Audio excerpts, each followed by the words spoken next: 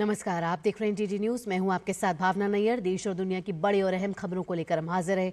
शुरुआत करते हैं बुलेटिन की टॉप हेडलाइंस के साथ। केंद्रीय गृह मंत्री अमित शाह तमिलनाडु के दौरे पर। मदुरै में भाजपा कोर कमेटी बैठक की करेंगे अध्यक्षता। अगले साल होने वाले विधानसभा चुनाव की रणनीति पर होगा मंथन।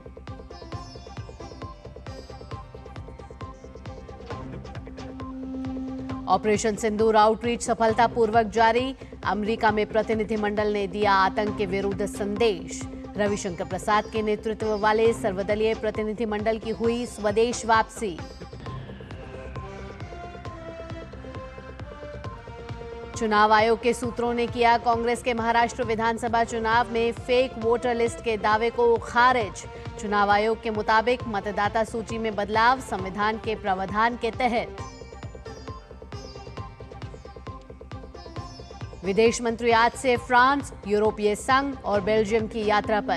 इन देशों के साथ भारत के मैत्रीपूर्ण संबंधों को और गहरा करने और द्विपक्षीय संबंधों को नई गति मिलने की उम्मीद।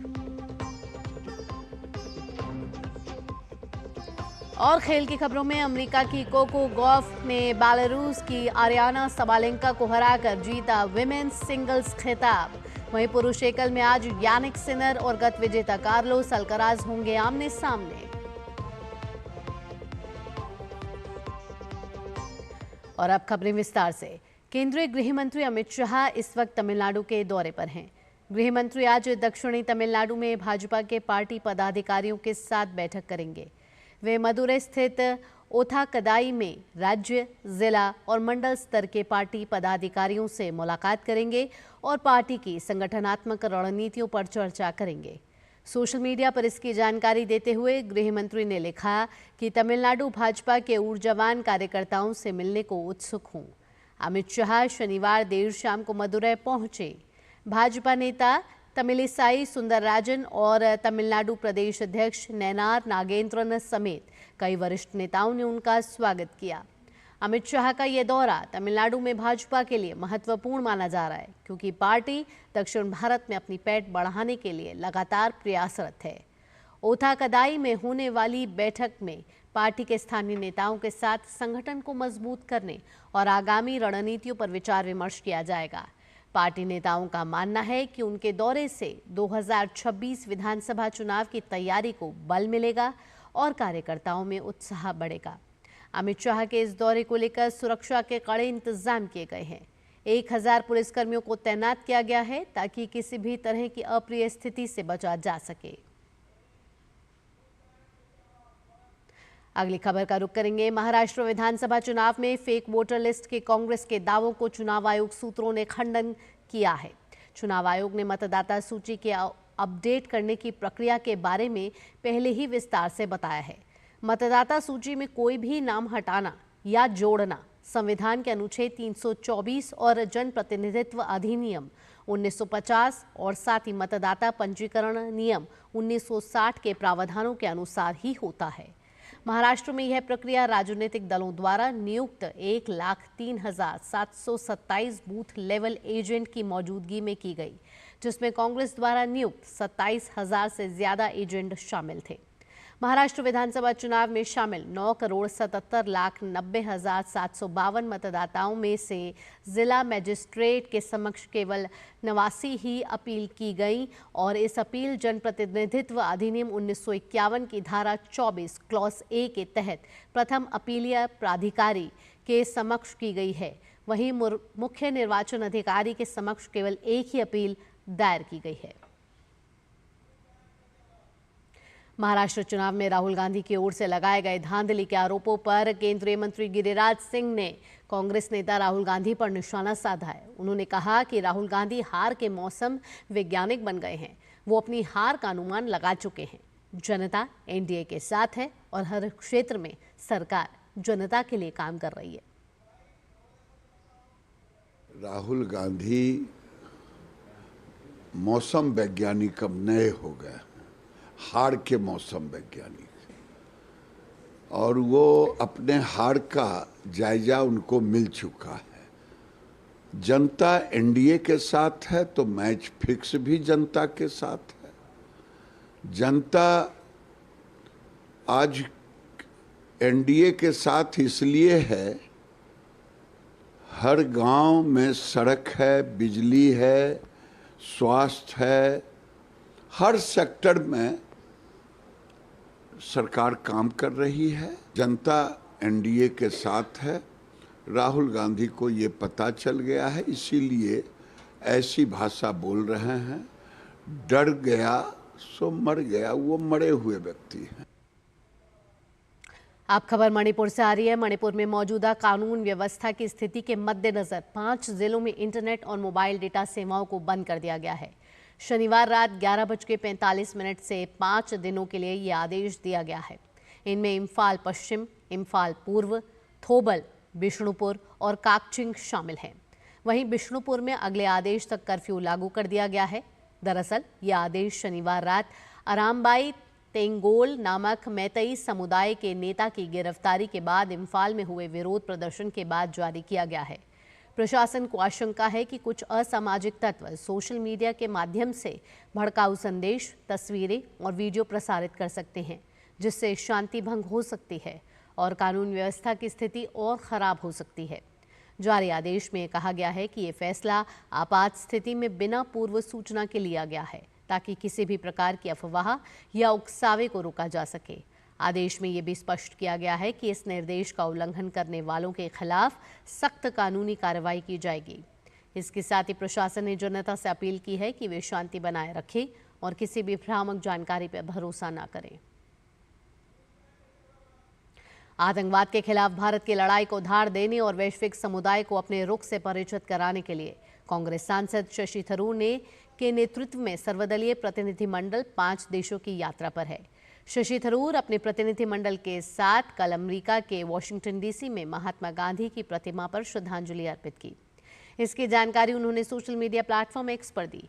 उन्होंने ये भी लिखा कि यह आश्चर्यजनक है कि विश्व की कई राजधानियां महात्मा गांधी की मूर्तियों और प्रतिमाओं से सजी हुई हैं, जो 20वीं सदी के शांति, अहिंसा और मानव स्वतंत्रता के सबसे बड़े दूत थे। आगे बढ़ेंगे। सांसद रविशंकर प्रसाद के नेतृत्व वाला सर्वदलीय प्रतिनिधिमंडल आज स्वदेश वापस लौट आया है। ऑपरेशन सिंदूर आउटरीच के तहत प्रतिनिधिमंडल 6 देशों की सफल यात्रा के बाद आज स्वदेश लौटा है।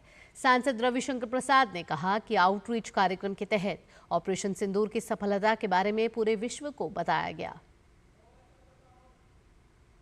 पहलगाम के बर्बर आतंकवाद के खिलाफ बहुत गुस्सा है देशों में और सबों ने कंडेम किया, सहानुभूति की। ये एक बहुत नई बात है और जिस उद्देश्य से हम लोग को भेजा गया था, we saw a great convergence, be it England, be it Germany, be it Copenhagen, be it Germany और इवन इन ब्रसल्स। हम लोग यूरोपियन पार्लियामेंट में भी गए और हर जगह एक स्वर से इसकी आलोचना हुई। और अब नरेंद्र मोदी सरकार के 11 साल पूरे होने पर देखते हैं उससे जुड़ी खबरें।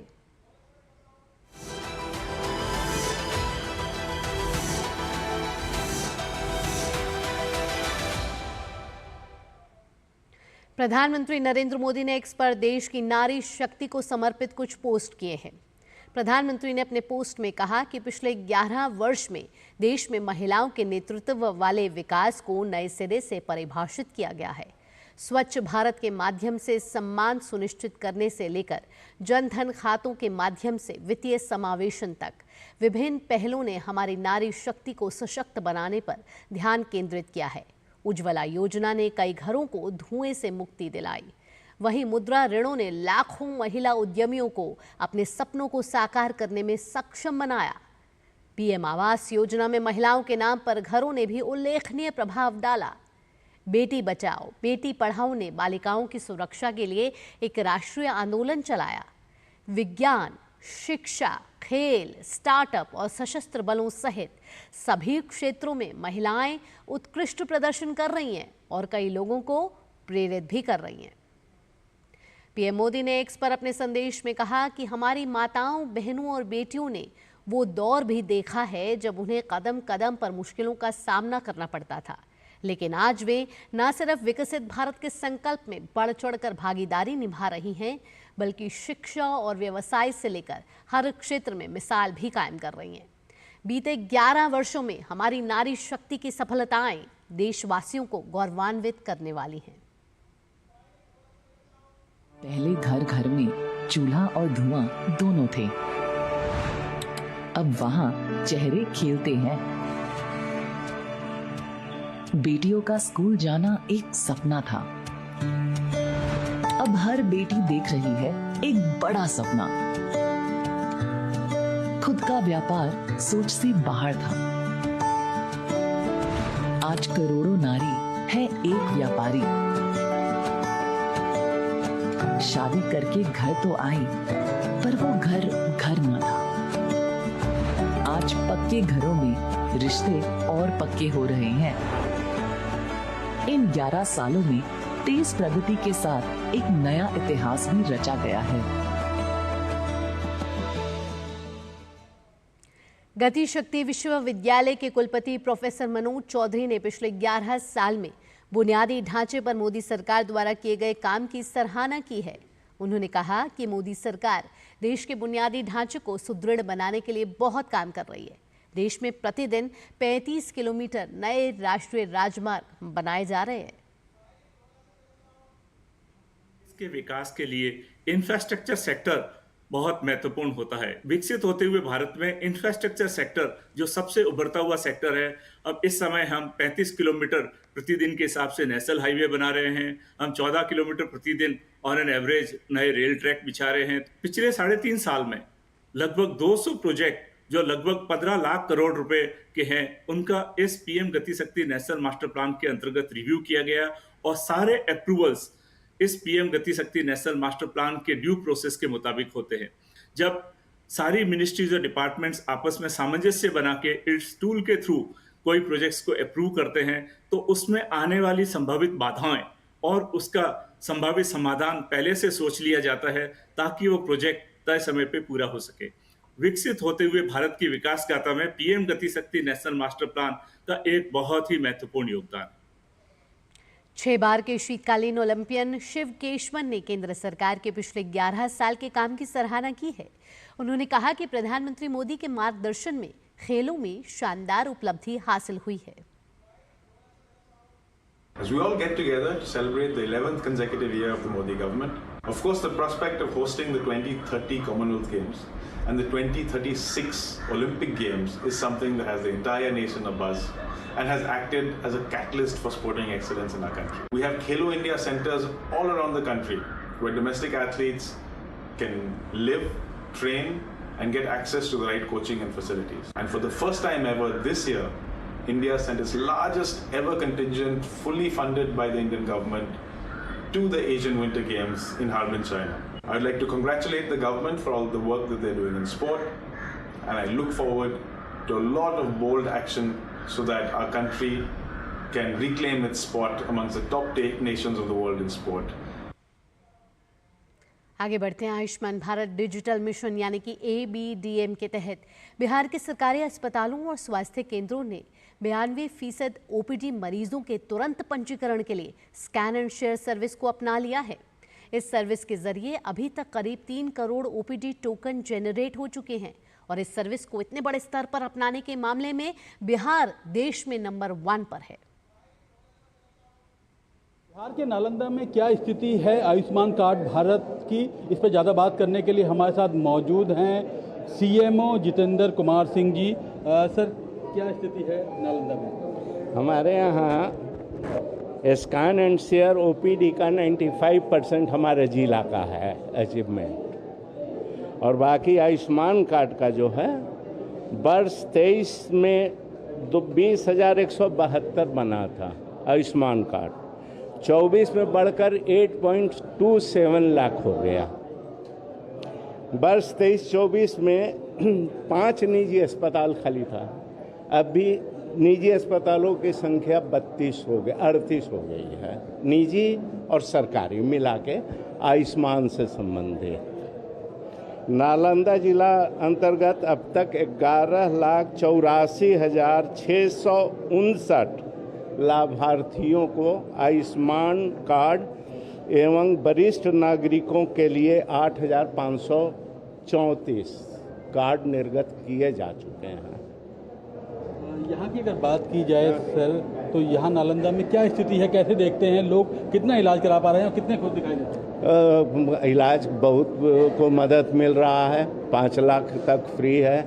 अगर हम लोग को अस्पताल में भी मिलता है तो पैसा से अगर कोई विशिष्ट दवा का भी ज़रूरत पड़े, ऐसे तो सब गरीब का होता है, लेकिन उन लोग का विशिष्ट दवा भी तो बाहर से खरीद के उन लोग को दे दिया जाता है। हमारे साथ डॉक्टर पुरुषोत्तम प्रियदर्शी मौजूद हैं, बात करते हैं। सर, किस तरह देखते हैं आयुष्मान भारत डिजिटल को? आयुष्मान भारत डिजिटल योजना के तहत हमारे स्वास्थ्य केंद्र में CSC सिलाव में जब पेशेंट आते हैं तो उनको स्कैन शेयर के थ्रू जनरेट पर्चा किया जाता है और ये करीब 98% जनरेट किया जा रहा है।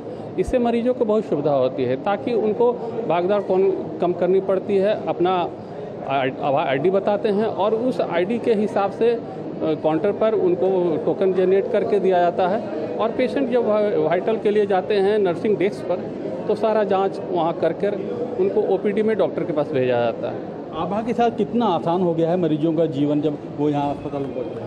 आभा के साथ जाहिर है कि बहुत आसान हो गया। शुरू में हम लोगों को भी तकलीफ पता था और हम लोग से ज़्यादा पेशेंट को तकलीफ पता था क्योंकि उनके पास फ़ोन का समस्या था, फ़ोन लेकर नहीं आते थे। लेकिन उन लोग को भी लगा कि अब ये सुविधा हो गया है और इससे उनका जो रिकॉर्ड हेल्थ है उनको बताने का जरूरत नहीं होता है, डॉक्टर खुद देख लेते हैं डिजिटल माध्यम से। आपके हेल्थ रिकॉर्ड्स आपके फ़ोन पर आभा के साथ आयुष्मान भारत डिजिटल मिशन ने यहाँ नालंदा में जो मरीज आ रहे हैं उनको इलाज कराने में बहुत ही आसानी कर दी है। कैमरामैन आशीष शर्मा के साथ गिरीश निशाना, DD न्यूज़, नालंदा, बिहार। इसके साथ ही पूरे बिहार में करीब 4 करोड़ आयुष्मान कार्ड भी बन चुके हैं। क्या खासियत है बिहार में आयुष्मान भारत प्रधानमंत्री जन आरोग्य योजना की, ये बताया बिहार स्वास्थ्य सुरक्षा समिति के मुख्य कार्यपालक अधिकारी शशांक शेखर सिन्हा ने। क्या कहते हैं बिहार में आयुष्मान भारत योजना के आंकड़े, इस पर ज़्यादा बात करने के लिए हमारे साथ मौजूद हैं बिहार स्वास्थ्य सुरक्षा समिति के CEO SS सिन्हा साहब। सर, क्या कहते हैं बिहार के आंकड़े? बिहार का आंकड़ा बहुत अच्छा है। ये जो बिहार स्वास्थ्य सुरक्षा समिति आयुष्मान भारत का इम्प्लीमेंटिंग एजेंसी है और हम लोगों ने काफ़ी अच्छा काम किया है। हम लोग के यहाँ जो 6.21 करोड़ बेनिफिशरीज हैं और इसके अलावा जो लेफ्ट आउट फैमिलीज है जो उसके तहत मुख्यमंत्री जन आरोग्य योजना है, दोनों मिलाकर ये योजना बहुत अच्छी चल रही है। पहले जहाँ तक कार्ड की संख्या सिर्फ 80 लाख थी, अब वो लगभग ये 4 करोड़ के आसपास हो गई है सारे हॉस्पिटल्स में। जहाँ पहले हम लोग कुल पिछले 6 वर्षों में हम लोगों ने सिर्फ 1000 करोड़ रुपये खर्च किए थे, वो इस वर्ष ही 1010 करोड़ रुपये हम लोगों ने खर्च किया। तो ये एक रिकॉर्ड है और लगभग हम लोग अभी इम्पैनल हॉस्पिटल बिहार में 1100 हैं, 600 के आसपास प्राइवेट और 500 पब्लिक जहाँ की इलाज हो रहा है और हम लोग का पूरा टीम वर्क के साथ इसमें चल रहे हैं और हम लोग लगातार देश में जो है सो 3रे स्थान पर भी हैं। सर, अगर ABDM की बात की जाए तो बिहार नंबर 1 पर है शेयरिंग एंड स्कैनिंग में। ऐसा क्या राज है सर बिहार का? नहीं, ABDM सबसे नेग्लेक्टेड स्कीम था, लेकिन हम लोगों ने इसको अप्रैल में आकर के इसमें काफ़ी तेज़ी लाई। इसमें जो स्कैन एंड शेयर में सबसे पहला जो हम लोगों ने इसको किया, पब्लिक हॉस्पिटल में इसका पूरा एम्फेसिस दिया और इसका बहुत अच्छा रिजल्ट रहा।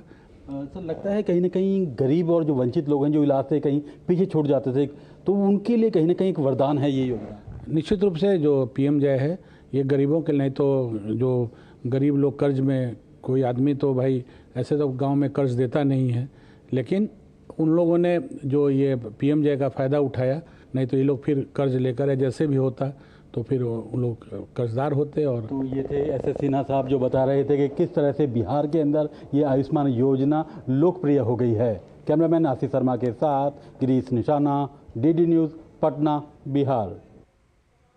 यहाँ रुकेंगे एक छोटे से ब्रेक के लिए। खबरें और भी हैं, आप जुड़े रहिए DD न्यूज़ के साथ।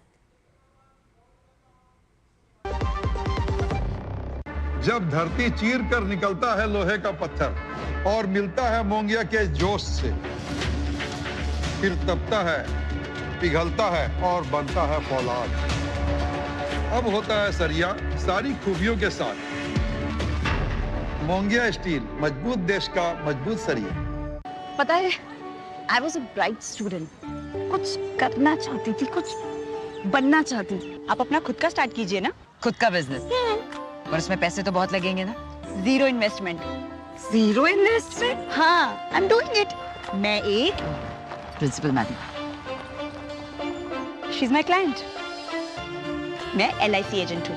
LIC एजेंट बनो, अब बड़ा सोचो। हमारी वेबसाइट पर जाएं या अपनी नजदीकी LIC शाखा से संपर्क करें। ब्रेक के बाद आपका स्वागत है। अब खबरें विकसित कृषि संकल्प अभियान से जुड़ी हुई।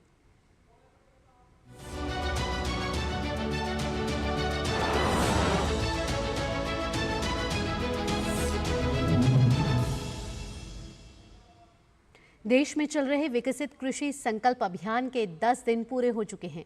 केंद्रीय कृषि एवं किसान कल्याण और ग्रामीण विकास मंत्री शिवराज सिंह चौहान भी देश के कोने कोने में किसानों से मिल रहे हैं और किसान चौपाल लगा रहे हैं।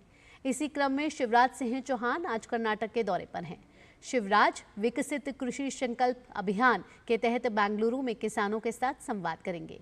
एक राष्ट्र एक कृषि एक टीम के मंत्र के साथ कृषि मंत्रालय और भारतीय अनुसंधान परिषद की यह अनूठी पहल किसानों के बीच चर्चा का केंद्र बनी हुई है। केंद्रीय मंत्री शिवराज सिंह चौहान ने इससे पहले कल मध्य प्रदेश के सीहोर जिले में इच्छावर में विकसित कृषि संकल्प अभियान के तहत किसान भाइयों बहनों से संवाद किया। सीहोर में इस कार्यक्रम के दौरान केंद्रीय मंत्री शिवराज सिंह चौहान से खास बातचीत की हमारे संवाददाता आदित्य श्रीवास्तव ने। विकसित कृषि संकल्प अभियान चल रहा है। देश के कृषि मंत्री पूरे देश भर में घूम रहे हैं और मध्य प्रदेश में पहुंचे हैं। शिवराज सिंह चौहान जी हमारे साथ मौजूद हैं। शिवराज जी, एक बड़ा अभियान, 15 दिन का ये पूरा अभियान और लगभग अब आधा हो चुका है। क्या रिस्पांस सबसे पहले आपने अब तक पाया? हमारी कोशिश है कि केंद्र, राज्य, वैज्ञानिक, एग्रीकल्चर यूनिवर्सिटी, कृषि विज्ञान केंद्र, उन्नत किसान मिलके खेती के बारे में एक टीम के रूप में सोचे और लैब में जो प्रयोग होते हैं वो सही अर्थों तक, लैंड तक पहुंचे, किसान तक पहुंचे। और इसलिए पूरे देश के वैज्ञानिक निकले हुए हैं, आपने देखा, और गांव-गांव जा रहे हैं। किसान और वैज्ञानिक कृषि विभाग के साथ मिलकर चर्चा कर रहे हैं कि हम खरीफ की फसल के लिए और क्या कदम उठाएं, कौन से बीज किस माटी के लिए उपयुक्त है, जलवायु परिवर्तन के असर को कैसे कम किया जाए, उत्पादन कैसे बढ़ाएं, लागत कैसे घटाएं। One nation one agriculture one team का नारा दिया आपने और वो टीम अब ग्राउंड पर है। ये क्रांतिकारी नारा, ये कहें कि विकसित भारत के लिए, विकसित भारत बनाने के लिए विकसित खेती, समृद्ध किसान। तो मैं ये मानता हूं कि इसका वातावरण बढ़ रहा है कि खेती को और विकसित करना है। जो जरूरत की चीजें हैं वो हम पैदा करें, अच्छे बीजों के माध्यम से उत्पादन बढ़ाएं, अच्छी प्रैक्टिस को एक दूसरे से साझा करें, देश में जिन चीज़ों की कमी है उनकी खेती भी करें, डाइवर्सिफिकेशन भी होना चाहिए। सब मुद्दों पर, वायरस अटैक है तो उसका मुकाबला कैसे करें, तो इन सब चीज़ों पर विचार करके एक नई दिशा कृषि को मिल रही है। ये माने कि शिवराज जी एक कृषि मंत्री के तौर पर गांव-गांव जाकर 2047 का लक्ष्य जो प्रधानमंत्री लेके चल रहे हैं उसको पूर्ति करने के लिए अभी से प्लानिंग कर चुके हैं। नहीं, प्रधानमंत्री जी का संकल्प देश के लिए है और उनका सोच और उस रास्ते पर चलना हमारे लिए भगवान की पूजा जैसा है। आप कृषि की तकनीकों को जनता को बताते हैं, सोशल मीडिया के माध्यम से भी कल वीडियो आपके आते हैं। क्या आप नई कृषि की तरफ ये देश आगे बढ़ गया है नई तकनीक के साथ? हमको बदलते समय के हिसाब से हमको नई तकनीकी भी लानी पड़ेगी, नए शोध और रिसर्च भी करने पड़ेंगे, नए तरीके खोजने पड़ेंगे। अब धरती तो इतनी ये बढ़ेगी नहीं, लेकिन बढ़ती हुई आबादी के लिए खाद्य सुरक्षा सुनिश्चित करना है, पौष्टिक आहार मिले इसका इंतजाम करना है, किसानों को दाम ठीक मिले, वो लाभ की खेती करे, इसका प्रबंध करना है, और आने वाली पीढ़ियों के लिए धरती सुरक्षित रहे ये भी सोचना है। आप किसान चौपाल भी लगा रहे हैं, आप अभी हाल में भी किसान चौपाल लगा कर आए हैं, कैसी बातें किसानों की निकल कर आ रहे हैं? क्या बड़ी सभा में एक तरफा संवाद होता है, लेकिन छोटे चौपाल में दो तरफा होता है, जिसमें किसान अपनी बात भी कहता है। इसी से सही चीज निकल के आती है और इसी से फिर रास्ता हम बनाते हैं आगे। शिवराज सिंह चौहान जी हमारे साथ मौजूद थे और इस समय कृषि अभियान जो पूरा चल रहा है, विकसित कृषि संकल्प अभियान, उसको एक तरीके से लीड कर रहे हैं, खुद ग्राउंड पर उतरकर। ये कि एरा जो है वो कृषि का अब देश में देखने को मिल रहा है। कैमरामैन विजय शर्मा के साथ आदित्य श्रीवास्तव, डीडी न्यूज। भारत और मंगोलिया के बीच संयुक्त सैन्य अभ्यास नोमैडिक एलिफेंट 2025 चल रहा है। अभ्यास का ये 17वां संस्करण मंगोलिया की राजधानी उलान बटार के विशेष बल प्रशिक्षण केंद्र में चल रहा है। अर्ध शहरी और पहाड़ी इलाकों में चलने वाले गैर पारंपरिक अभियानों के संचालन पर केंद्रित ये अभ्यास संयुक्त राष्ट्र के आदेशानुसार किया जा रहा है। भाग लेने वाली टुकड़ियां आतंकवाद विरोधी अभियानों के दौरान इस्तेमाल होने वाली प्रक्रियाओं और तरीकों का आदान प्रदान कर रही हैं। ये संयुक्त अभ्यास भारत और मंगोलिया के बीच बढ़ते रक्षा सहयोग को दर्शाता है। आज विश्व महासागर दिवस है, यानी कि वर्ल्ड ओशन डे। महासागर पृथ्वी के 70% से अधिक भाग को कवर करता है। महासागर हमारे ग्रह पर जीवन और हमारे भविष्य के लिए जरूरी है। वो धरती की जैव विविधता का महत्वपूर्ण स्रोत है और जलवायु परिवर्तन में महत्वपूर्ण भूमिका निभाते हैं। महासागर इकोसिस्टम में कई तरह से मददगार है। ये धरती पर कम से कम 50% ऑक्सीजन का उत्पादन करते हैं। खाद्य सुरक्षा, पोषण के साथ ही अच्छे रोजगार और आजीविका में भी मदद करते हैं। खेल से जुड़ी खबरों का रुख कर लेते हैं। फ्रेंच ओपन में पुरुष वर्ग का फाइनल मैच आज खेला जाना है। पुरुष वर्ग के खिताबी मैच में यानिक सिनर और कार्लोस अल्काराज आमने सामने होने वाले हैं। विश्व के नंबर 1 खिलाड़ी यानिक सिनर और सेमीफाइनल में नोवाक जोकोविच को हराकर पहली बार फाइनल में प्रवेश किया है। वहीं कार्लोस अल्काराज ने अंतिम 4 में मुसेट्टी को हराकर फाइनल में अपनी जगह पक्की कर ली है। और इसी के साथ इस बुलेटिन में इतना ही। देश और दुनिया की बाकी खबरों के लिए आप जुड़े रहिए डीडी न्यूज के साथ। मुझे दीजिए अनुमति। नमस्कार।